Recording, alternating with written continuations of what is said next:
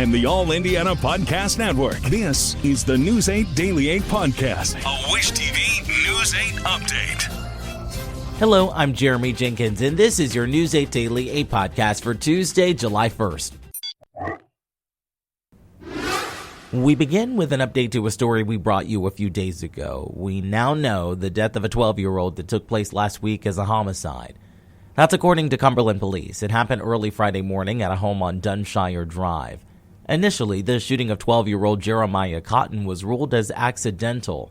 Police say 4 witnesses between 15 and 18 years old told them that Cotton had accidentally shot himself. However, the coroner says that was not possible. No charges or arrests have been announced just yet. Today, the Indiana cigarette tax will triple, going from $1 to $3. The tax hike is meant to encourage people to quit smoking while increasing tax dollars on Hoosiers who don't quit. Indiana is now among the top 10 states with the highest cigarette taxes. According to the state health department, cigarette use has decreased in the state. Surveys show 14.5% of adults in Indiana use cigarettes, while the nationwide average is just above 12%. To a story IT-Mate has been following, involving a man recently scammed out of hundreds of dollars in SNAP benefits. That man now wants the state of Indiana to do more to protect those benefits. IT-Mate's Cody Fisher reports. Nicholas Turner tells me that what happened to his family highlights a glaring hole in the system that he wants lawmakers to close. This EBT card is what started this nightmare for Nicholas Turner. Earlier this month, he suspects a card skimmer at a grocery store compromised the card, putting its information in the hands of thieves. How much exactly are we talking? $399.87. That's more than 50% of his monthly benefit. I'm skipping meals just so my kids can eat. When he reached out to the Indiana Family and Social Services Administration, who distributes SNAP benefits, they told him they could not reimburse the stolen funds because the continuing resolution passed by lawmakers in Washington in December to avoid a government shutdown took that funding away. Turner's focus shifted to preventing it from happening to others by getting the state to update the card technology. I sent this to everyone in the entire legislature and the lieutenant governor and the governor. Turner showed me emails that appeared to be auto responses from those lawmakers, except just my local rep, whose office told him in an email that they would pass along your thoughts/situation to Representative Barrett to explore/keep in mind for next session. If there is any possibility to refine this program through legislation and therefore preventing fraud in this space. Turner is frustrated because other states like California are working on rolling out more secure card technology. We're using 90s tech to protect 2025 families. And I'm not asking Indiana to be perfect, I'm asking them to stop being last. The Indiana FSSA told me in an email they are aware of California updating their technology. FSSA is watching this implementation closely as we evaluate the potential implementation of chip cards here in Indiana. In the meantime, Turner is forced to be hyper-vigilant at stores. Swipe and pray, and then immediately change the pin after that. For IT-Mate, I'm Cody Fisher for Wish TV and WishTV.com. On to some national news. The Trump administration is suing the city of Los Angeles, claiming it refuses to cooperate on immigration enforcement. The administration filed the lawsuit yesterday. In that lawsuit, the administration claims Los Angeles is creating a lawless environment and is obstructing immigration enforcement laws with its sanctuary city policy. That ordinance bars city resources from being used for immigration enforcement. The administration asked the ordinance to be blocked in the court filing. The Trump administration has filed similar lawsuits against cities in New York, New Jersey, and Colorado.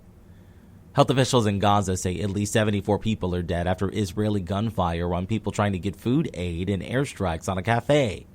The head of Northern Gaza's health ministry says at least 30 people died in the strike and dozens more were wounded. The cafe had operated since the beginning of the war and was a gathering spot for people looking for internet access and a place to charge their devices. Officials say Israeli forces killed 11 people who were seeking food in southern Gaza. 2 other strikes on a Gaza city killed 15 people. Let's talk sports. Center Aaliyah Boston will be in next month's All-Star game, which will be right here in Indianapolis. This will be the 3rd time Boston was chosen for the All-Star game, making her just the 2nd player in franchise history to be a 3-time All-Star. The rest of the All-Stars will be announced this weekend. And for the first time in the event's 5-year history, the Indiana Fever will compete for the WNBA Commissioner's Cup Championship.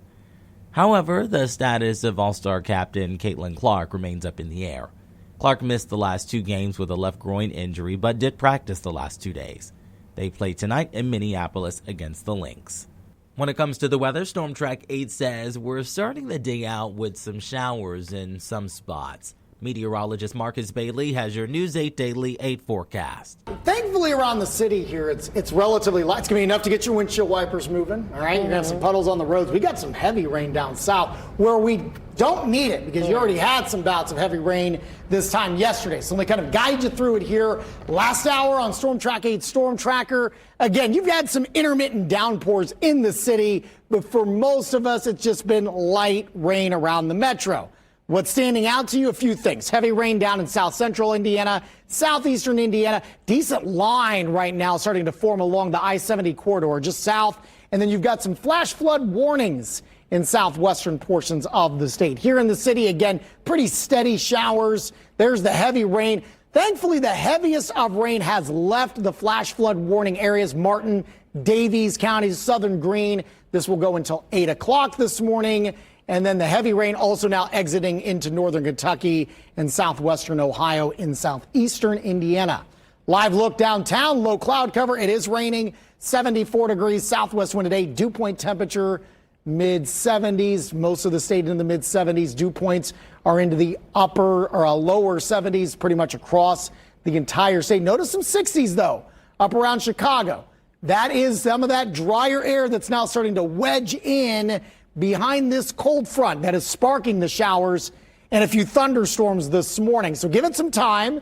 I think the rain's with us here for the next 2, maybe 3 hours.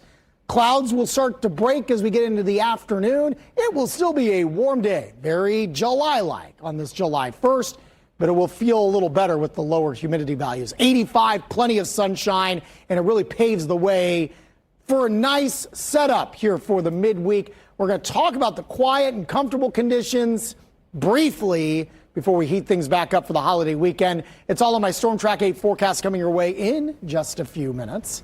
To get a peek at the full forecast, just head over to wishtv.com or you can download the Wish TV Storm Track 8 app.